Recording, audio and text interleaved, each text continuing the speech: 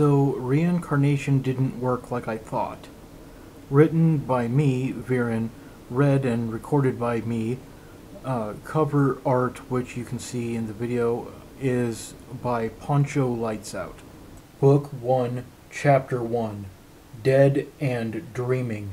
I've always believed in reincarnation, even before I knew the word for it. Maybe it was because I've lost so many friends of so many species. Sorry. Maybe I should be a bit more clear. I'm a human, male, straight but non-binary, asexual specifically. Yeah, I'm was interested, I guess, in females, but not for carnal purposes, just not what I'm interested in.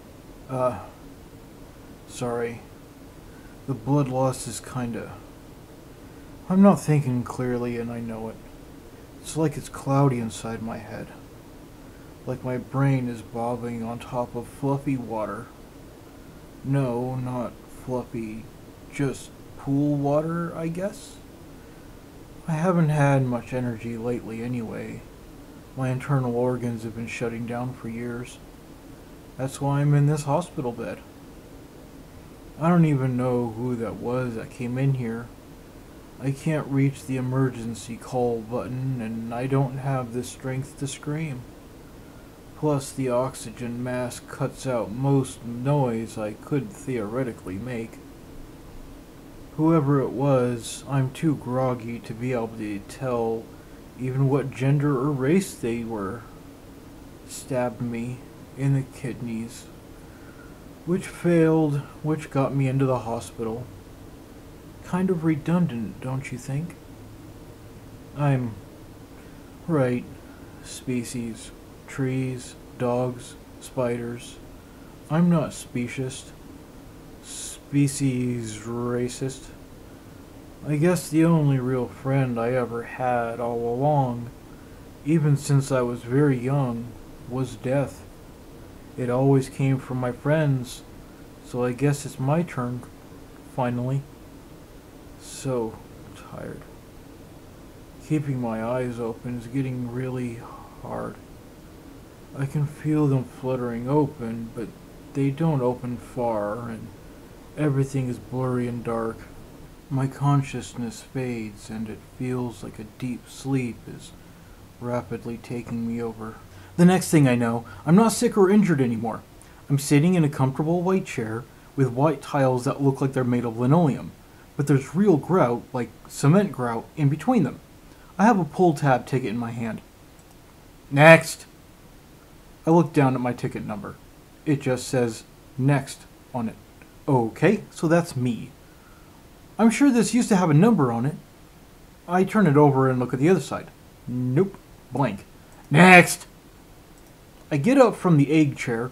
Both the material and shape are egg-based for some reason.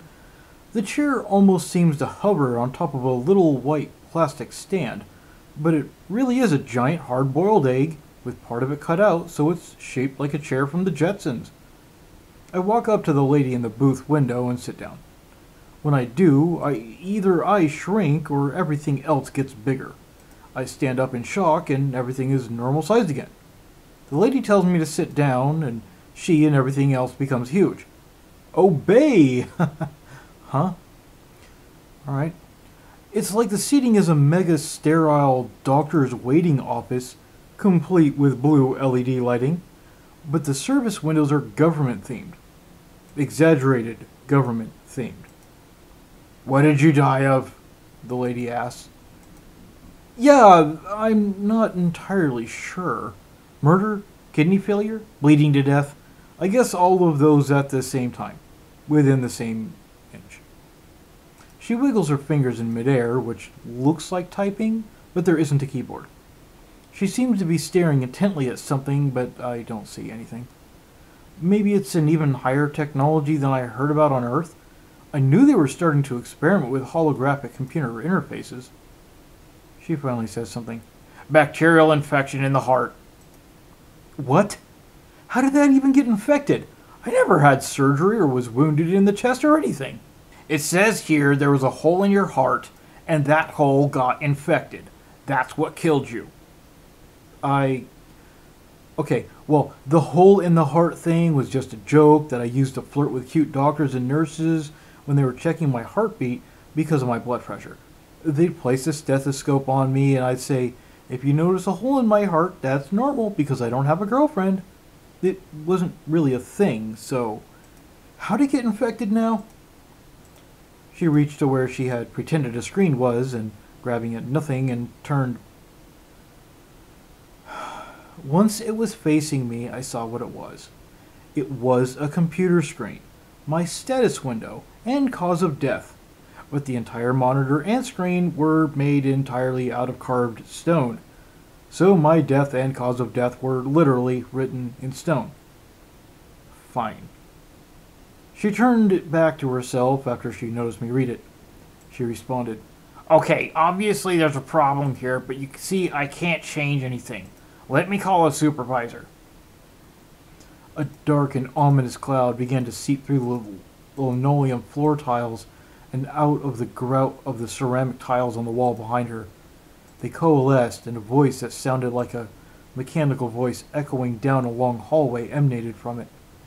While it talked, bursts of glitter and party streamers flew out of it and it unraveled all over. I couldn't really understand what the horrifying party cloud was saying, but it was clearly talking to the lady at the window. Was this supposed to be a supervisor? She was turned around in her chair, so maybe the cloud was just something I was supposed to be afraid to look at, so I didn't interrupt the conversation. The conversation takes a while, and I can't sit quietly that long, so I fidget with whatever I can get my hands on. There's a little name tag thing in front of the window, but there isn't a name on it. The lady turns around and scolds me to put it back. She turns back around and talks to a handful of floating glitter. That's strange, but I guess it's okay. There's a poof of white smoke, like from the oldest type of camera that used black powder, from the base of where the cloud was, and it's gone. And so is all the glitter and streamers that were really starting to pile up. The lady turns around.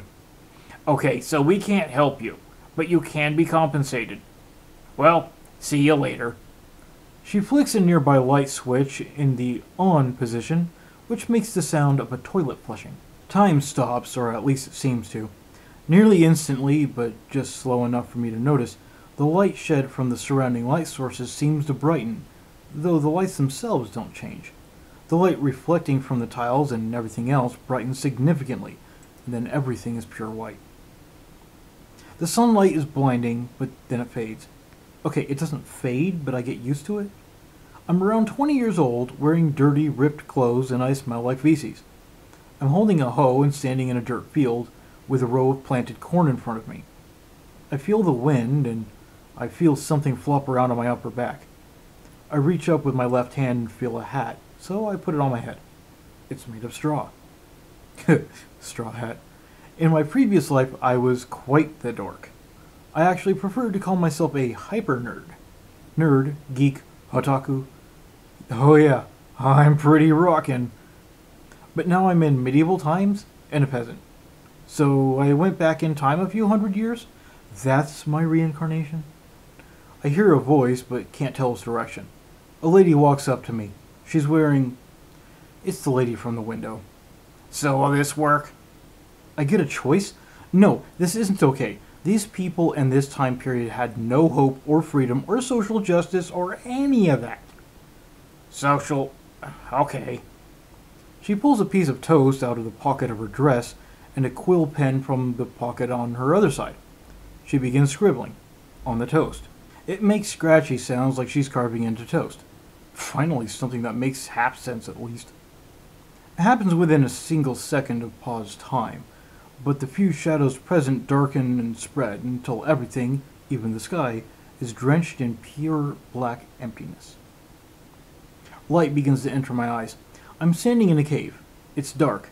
Dark enough that the only thing letting me see is a medieval-style lantern on a small but durable chain that I'm wearing like a necklace. I'm still a peasant. I'm still holding the hoe.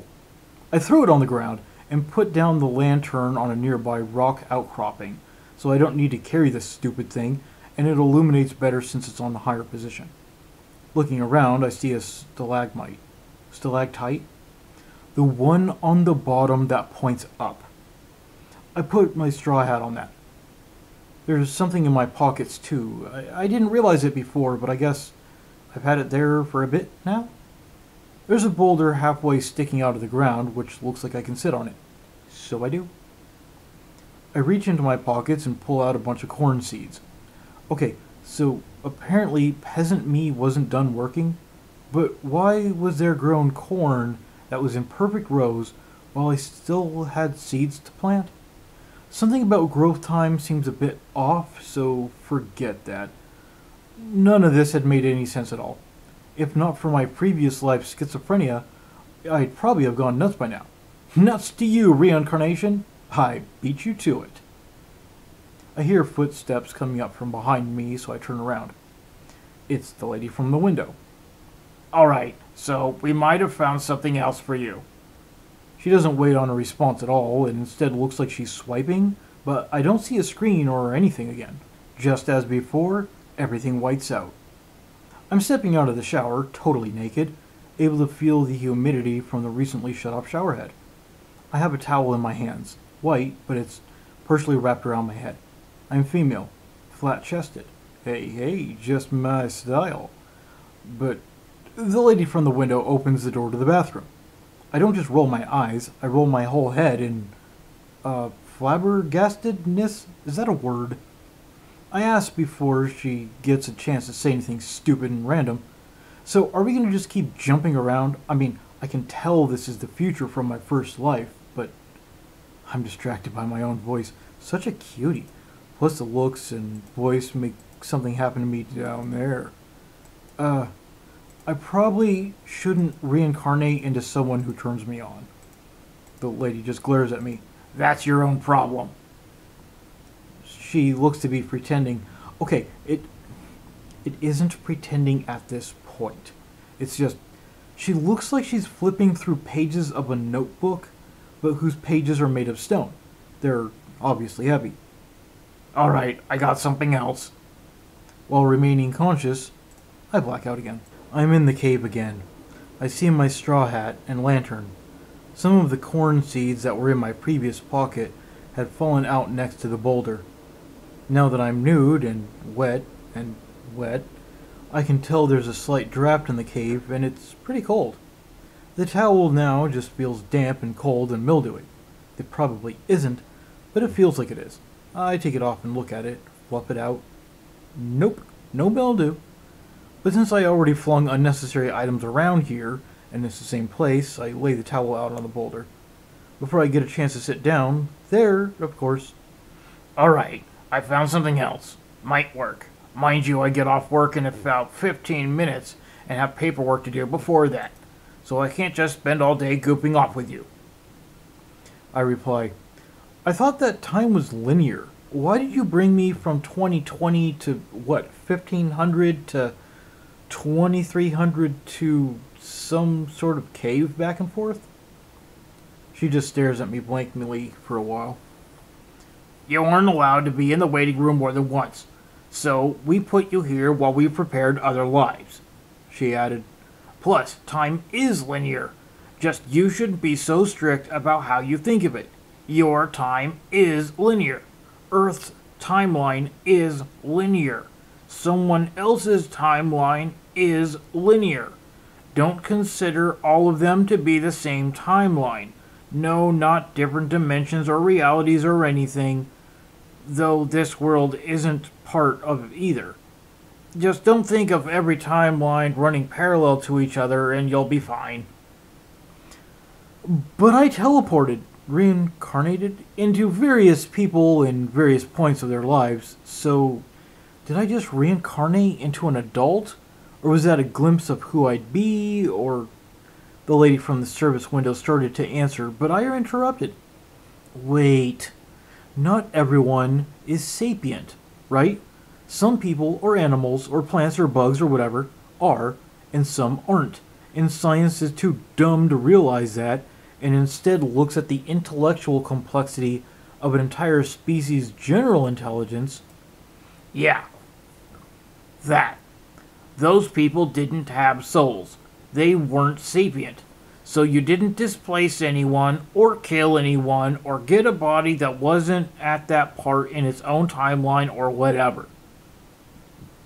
You just entered an empty vessel. Machines made of meat going through the motions. If you kept those lives, you would have changed them drastically. But you lost interest. So we'll just let someone else take them. She looks at her computer screen again. The one that isn't there. Or is, but it was made of granite and holograms. And feathers and toast. The cold is getting to me now. Man, if my towel wasn't damp. She clicks with a mouse I don't see, and everything goes white. A gigantic thing smashes into the ground next to me. I try to jump out of the way, but my legs don't seem designed for that, so I scurry. Scurry? Yes, I'm a spider. That's fine. They're pretty empathic, at least the ones I had as pets and friends were. Another thud. It's a newspaper, and someone just destroyed my web and is trying to smash me. The lady from the window starts walking up to me, but I have to run to get into the crack in the wall so the human, assuming, doesn't kill me with a newspaper.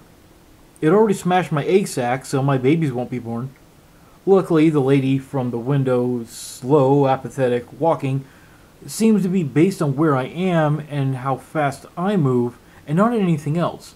So she still catches up to me even though she stopped walking and I'm running as fast as I can. Sorry, end of lifespan. I hit the wrong button. Oopsie doopsie poopsie. Everything goes black. I don't yawn. My species lacks that ability. I don't even have lungs, just like when I was a spider. But my vision is at a much higher vantage point than it was before. And also there are bushes, which I can see over. It's kind of hard to breathe, actually, but I can't take a deep breath since I have no lungs. My back hurts, so I try to pop it like when I was human, but that doesn't work, and I don't know why I'm hurt. If I am. I try to turn my head, which also doesn't work. My pedipalps... Wait, hold on a minute. Okay, I'm pretty tall. Well, 3 feet tall. Or at least that's my head's height, if the plants are as big as I think they are. The lady from the office window walks up to me and says she only has 10 minutes left. She was approved for overtime since there are extenuating circumstances. But she still needs to get me finished. Is this life okay? What do you think? I picked it based on your adult nature and excitement for insects shown by your relationships and your first life and previous slice of life of a soon-to-be mother spider. Oh, hot damn, yeah! I can tell this is prehistoric time. Earth's oxygen content decreased, which is why insects got smaller. And I always worried about my pet spiders. Specifically that some asshole would kill them when I wasn't around to fight for their protection. But then I learned about prehistoric bugs from the most ancient of times. Spiders 6 feet wide, centipedes 9 feet long. This is a great time to be alive. She smiled. Glad to hear it. Yeah, but why does my back hurt? I can't see it. Oh, the third major planetary extinction event for Earth is happening. You're suffocating. You will give birth to children, most of whom will die. But some will live and evolve into the spiders you were used to. Huh. Yeah, so... Right. She looks like she's scribbling on a wall calendar, then ripping off pieces, licking them, and attaching them to something. I don't see any of what she's interacting with. Is she making a papier-mâché sculpture as a form of filling out paperwork? Everything goes black. Still almost black? There is...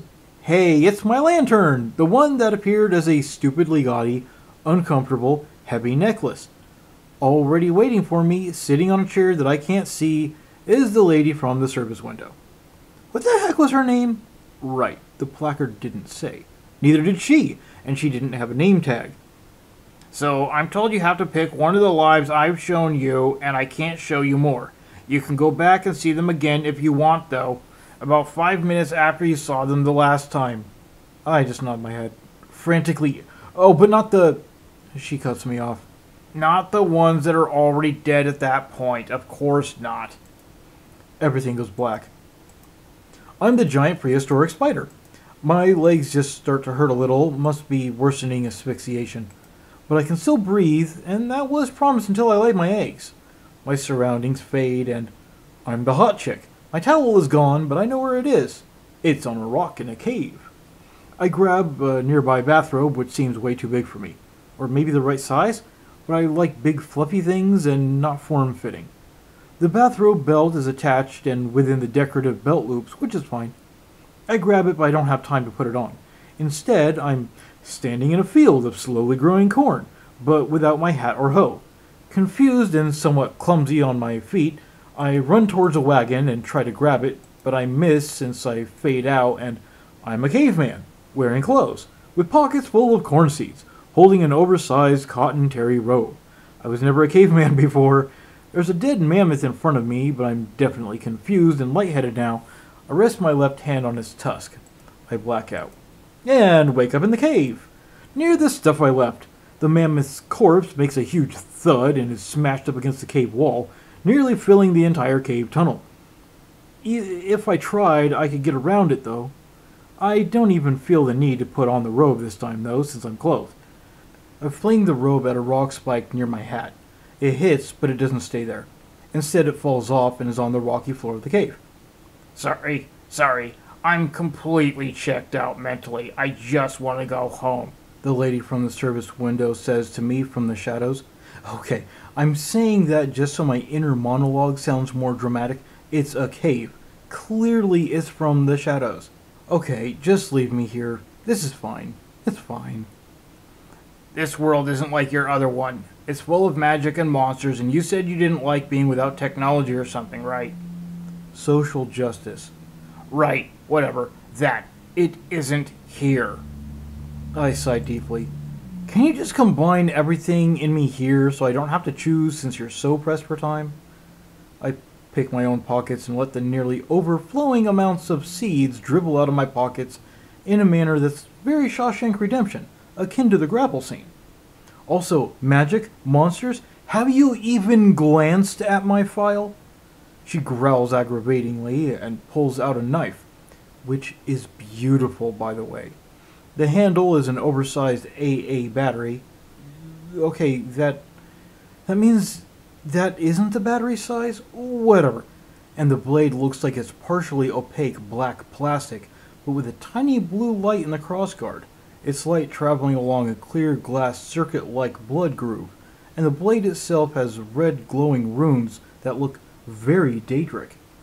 Anyway, she walks up to me and stabs me in. Can you guess where? I'm sure you can! Everything goes black.